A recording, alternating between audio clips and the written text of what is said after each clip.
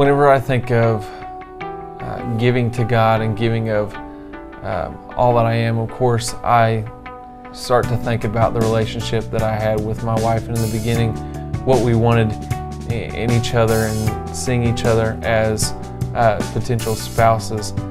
And the first thing that I look at was finances, and that's how in the beginning we looked at what does God want from us. And of course, I know that God owns everything, and that goes from our cars to the clothes that we wear every day, even to every penny that we have, whether it's $1 in our wallet or some change in the car.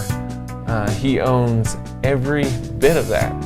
I think one of the funnest things about doing financial, I wouldn't want to call it work, but I call it financial planning with my wife, is whenever we just sit down. It's usually around the first of the month, but on a weekday we'll just sit down and pull the computer out and probably a piece of paper. It doesn't have to usually be anything fancy, but we just put it down on paper and we put down everything, all of our bills, everything that is going to cost us, whether it's gas or food, all the way from our cable bill to a school payment.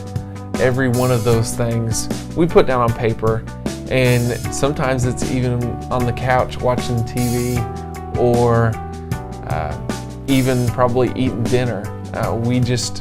We find ways to do things to where it's not dreadful.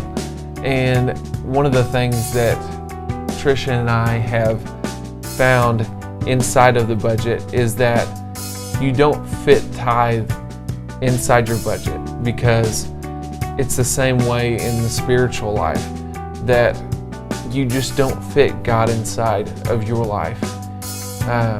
God encompasses everything that we are and everything that we do. And so whenever it comes to money, that's exactly what we do. We don't put our tithe inside the budget. We fit our budget around the tithe.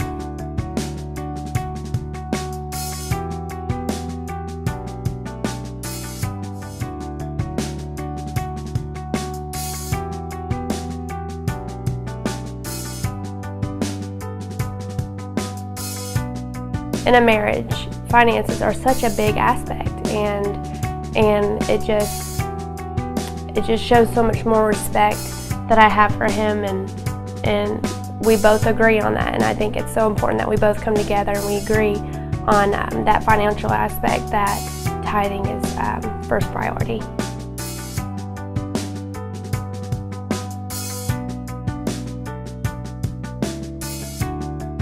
Yes, I give God 10%, and we put forth that first, but more than that, the other 90%, God owns that as well.